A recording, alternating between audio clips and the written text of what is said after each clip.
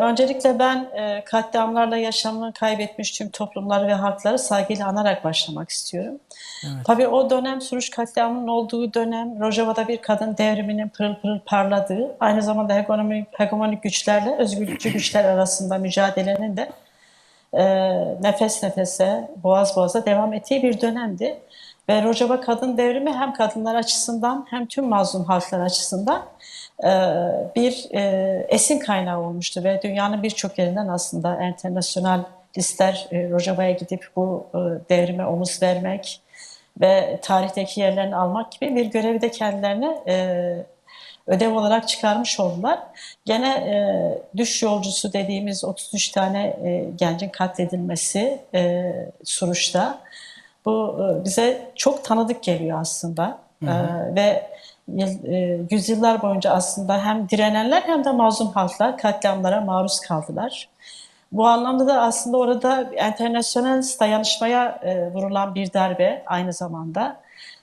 Ve oradaki internasyonel yaşamın filizlenmesine, devam etmesine bir ket vurma olarak da değerlendirilebilir. Gene biraz önce arkadaşımız da söyledi. Gene bu mücadelelerde mücadele edenler genelde kırıma uğramıştır veya katledilmiştir. Örneğin ben bunu şeyle birleştirmek istiyorum. IŞİD'in payı Hı hı. söylendi.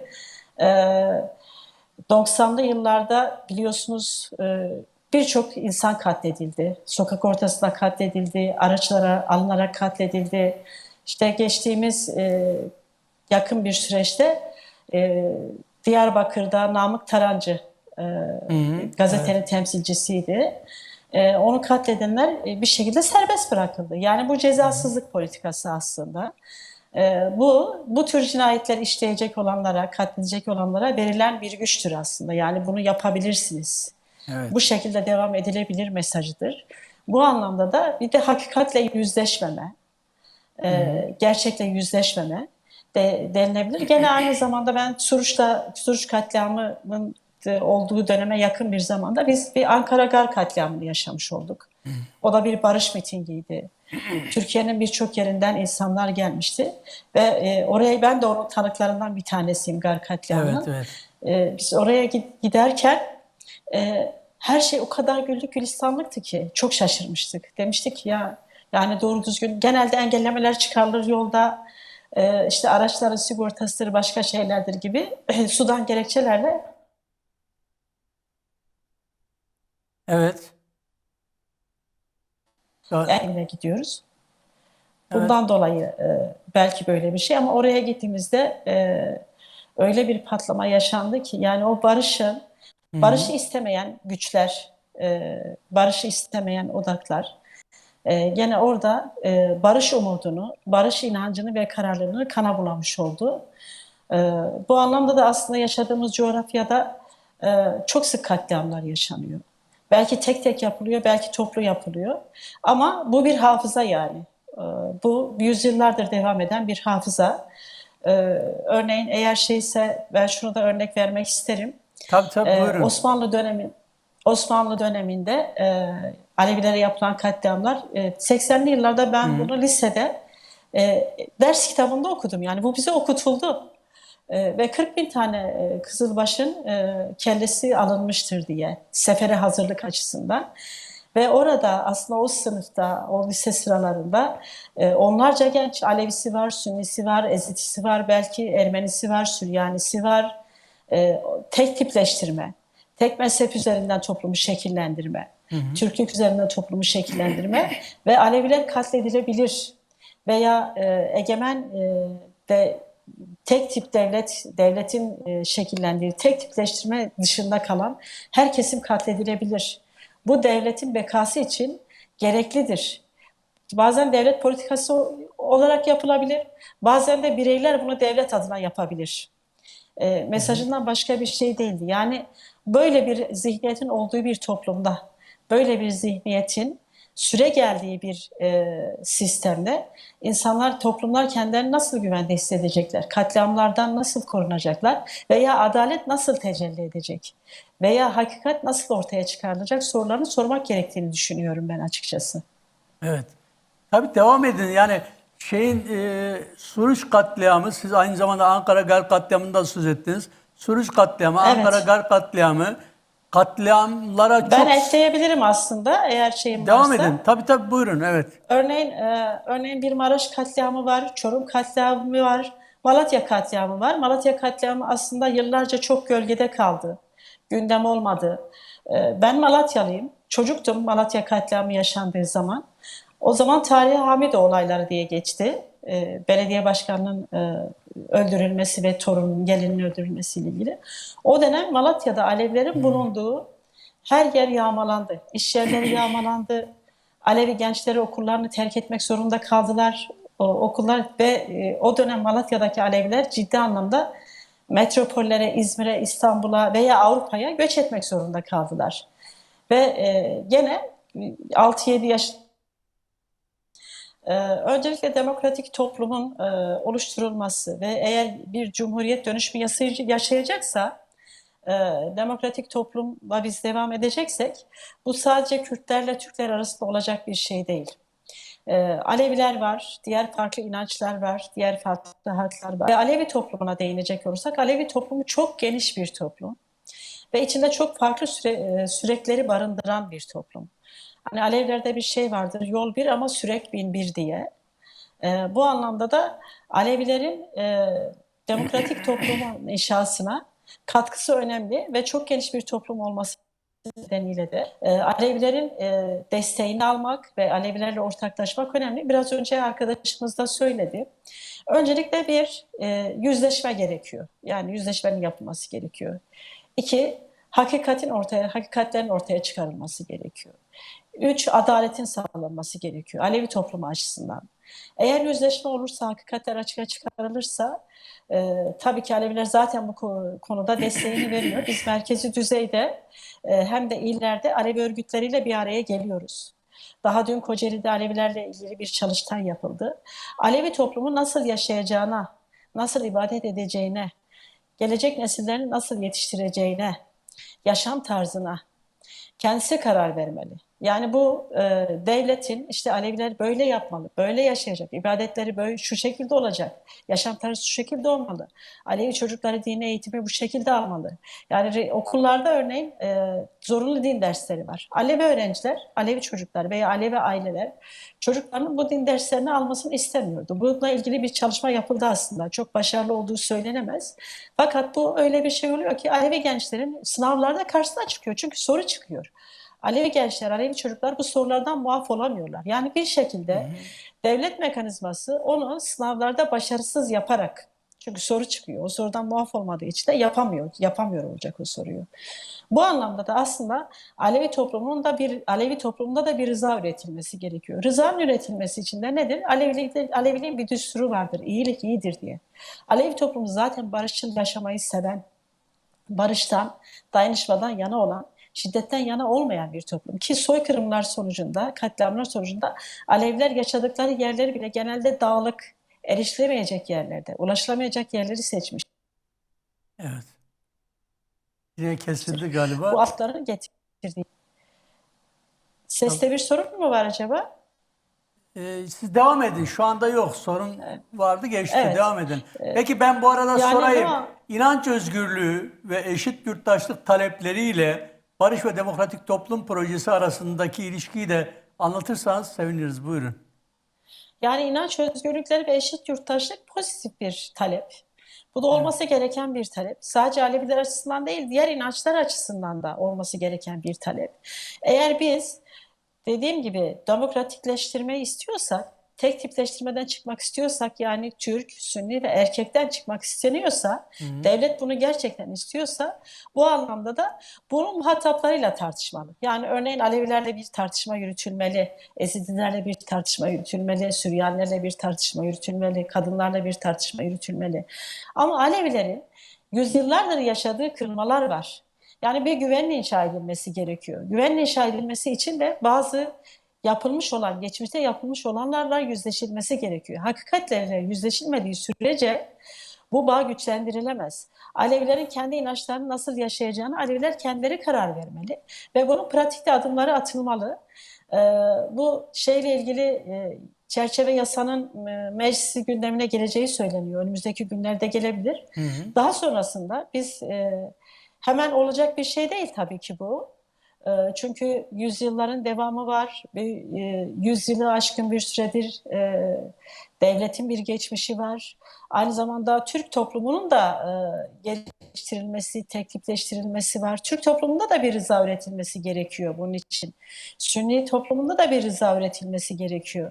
Yani bu topraklarda eşit ve özgür yaşamanın Alevilerin Sünnilerle, Türklerin Kürtlerle, işte Araplarla veya Ezidilerle, biliyorsunuz Ezidiler de 70'in üzerinde katliama maruz kalmış bir toplum. Bu anlamda yok olmak üzere olan toplumlarla bir uzlaşı sağlanması gerekiyor. Bu uzlaşı da tartışarak olur. Ölüye saygıyla olur. Yani şu an mezarı belli olmayan katledilmiş Aleviler var, idam edilmiş Aleviler var. Seyit Rıza'nın mezarı hala bilinmiyor yani. Gene Maraş katliamı var, Çorum katliamı var, Malatya katliamı var. Bu katliamcı zihniyetten uzaklaştırılması gerekiyor ve bununla ilgili de pratik adımların atılması gerekiyor. Nedir? Örneğin Anayasa Mahkemesi'nin verdiği bir karar var Madımak'la ilgili. Etkin soruşturma yürütülmemesinden dolayı. Ona ayrıca geleceğiz ama onu ayrıca Tamam. değerlendireceğiz. Evet, buyurun siz devam edin. Yani örneğin kadınlara yapılan katliamlar var. Alevi kadınlarına yapılan katliamlar var. Bu anlamda da devlet içerisinde daha öncesinden dedik ki Hizbullah'tan söz ettik, IŞİD'den söz ettik. Bunların hepsi aslında mazlum halklar için, Aleviler için de bir tehlike, bir tehdit. Örneğin herhangi bir şey olduğunda Suriye'de kadınlar, Alevi kadınlar katledildiğinde veya köle olarak, benim dilim varmıyor söylemeye ama realite bu, köle olarak satıldıklarında Türkiye'deki Alevi kadınlar bundan çok korktular. Doğal olarak korkar. Çünkü hala Dersim Tertelesi'nin izleri çok yeni, Maraş'ın izleri çok yeni, Malatya'nın izleri çok yeni. Yani Alevileri şuna ikna etmeye ihtiyaç Peki var. ben Aleviler soykırımdan siz geçirilmeyecek. aynı zamanda parti meclisi, DEM Parti meclisi üyesi olmanızdan kaynaklı olarak bir Evet. şey daha sorayım. Şimdi bu yasa, söz konusu çerçeve yasa önümüzdeki günlerde parlamentoya gelecek ve büyük ihtimalle tartışmalar o anlamda farklı bir atmosferde devam edecek. Şimdi bu söylenen şu, söz konusu çerçeve yasa demokrasi ve barış sürecinin ilk adımı, öyle diyelim. Yani başlangıcı olan bir yasa olarak düşünülüyor. Devamında ilgili yasaların çıkması bekleniyor ya da ilgili yasanın çıkması talep edilecek, bu yönlü çalışmalar olacak. Bu anlamda Aleviler kendi taleplerini içeren işte eşit yurttaşlık, inanç özgürlüğü, katliamlarla yüzleşme ve hesaplaşma gibi taleplerini, din dersiyle ilgili taleplerini içeren bir çalışmayı önlerine görev olarak koymalıdırlar mı? Demokrasi ve barış projesi kapsamında bu yönlü bir çalışmanın daha somut olarak, gerçi bunu yapılıyor zaten ama daha somutlaştırarak, yani işte bu söz konusu çerçeve yasadan hareketle Alevilerin taleplerinin de şu şekilde yasalaşması gerekiyor diye bir çalışmanın somut olarak sürdürülmesi gibi bir çaba var mı ya da böyle bir şeye gerek var mı? Buyurun. Yani tabii ki bu yasa önümüzdeki günlerde çerçeve yasa meclis gündemine gelecek. Yani bu anlamda da Alevilerin dediğim gibi sadece zorunlu din dersleri değil. Örneğin okullarda okutulan seçmeli dersler de var. O seçmeli derslerde de Alevi toplumunun istemediği, aslında çocukların almasını istemediği dersler de var. Bu anlamda da Alevi toplumunun Alevi toplumu kendi inancını nasıl yaşayacak? Örneğin bir Ramazan ayında Alevi gençleri oruç tutmadıkları için katledilecek mi? Ki bununla ilgili de örneğin Malatya'da 90'lı yıllarda, daha sonraki yıllarda Ramazan ayında gençler katledilmiştir. İkincisi, Aleviler kendi inançlarını özgür bir şekilde yaşayabilecek mi? Örneğin bir Muharrem ayı aleni bir şekilde olacak mı yani? Kendi orucunu tutabilecek mi? Bir korku yaşamadan kendi inancını yaşayabilecek mi? Veya Alevilerin ibadetleri devletin istediği çerçevede mi olacak? İbadethanelerine kendileri mi yapacaklar? Yoksa bir belediyenin bir binasında ya da devletin güdümünde mi olacak? Aleviler bunu istemiyorlar. Aleviler kendi inançlarını kendileri yaşamak istiyorlar. Veya Alevilerin yaşam tarzına gereken saygı duyulacak mı? Ve Aleviler katledilme korkusu yaşamadan kendilerini her yerde çok rahat bir şekilde ifade edebilecek mi? Mahalle baskısı dediğimiz şey. Yani örneğin bir Muharrem ayında bir Sünni vatandaş ben oruç değilim demez. Ben oruç tutmuyorum deme ihtiyacı duymaz. Veya Muharrem ayı bilinmez bile yani. O kadar ki siliktir yani. O kadar ki görünmezdir. Bu kadar görünür olacak mı? Yani inançlara olan saygı, kabul etme. Bir toplumun diğer toplumu kabul etmesi. Bu aynı zamanda rızanın temellerinden bir tanesidir. Tabii ki Alevi toplumunun, Alevi örgütlerinin buna yönelik bir çalışması vardır mutlaka. Biraz önce de söyledim. Örneğin bizim partinin yaptığı istişareler var, görüşmeler var Alevi örgütleriyle. Bu anlamda da demokratikleşme olacaksa, yasalar gündeme gelecekse, bu yasalar, inançlarla ilgili bu yasalar, Aleviler diyelim ki Alevilerle ilgili bir şey olacaksa, bu Alevilere rağmen olmamalı. Alevilerle birlikte çalışılarak yapılmalı. İleride bunun formatı tartışılabilir, nasıl olacağı konuşulabilir, birlikte bir uzlaşı yapılabilir. Ama bu da gene parlamentoyla uzlaşıyla olur. Örneğin bakın bu yasa gündeme gelecek. Bir komisyon kuruldu. O komisyon bir iki parti hariç bütün partilerin rızasıyla birlikte karar verilerek Evet. oluşturuldu. Bundan sonraki yasalarda Alevilerle ilgili yasal bir şey olacaksa veya başka halklarla ilgili bir yasa olacaksa veya farklı inançlarla ilgili bir yasa olacaksa bu gene o işin öznesi olan yani Alevi toplumu karar vermeli buna. Tabii istişare yapılmalı. Yani devletle birlikte karar verilmeli. Bunu reddeden bir yerden yaklaşırsak bu da olmaz.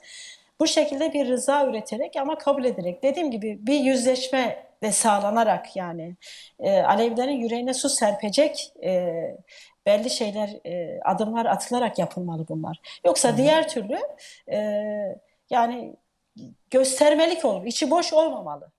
Alevilerle birlikte doldurulmalı bu. Yasa olacaksa yasanın içeriği veya Aleviler ne istiyor? Neyi yaşamak istemiyor? Hangi korkuyu yaşamak istemiyor? Aleviler neler yaşamış yüzyıllar boyunca? Neler hissetmiş?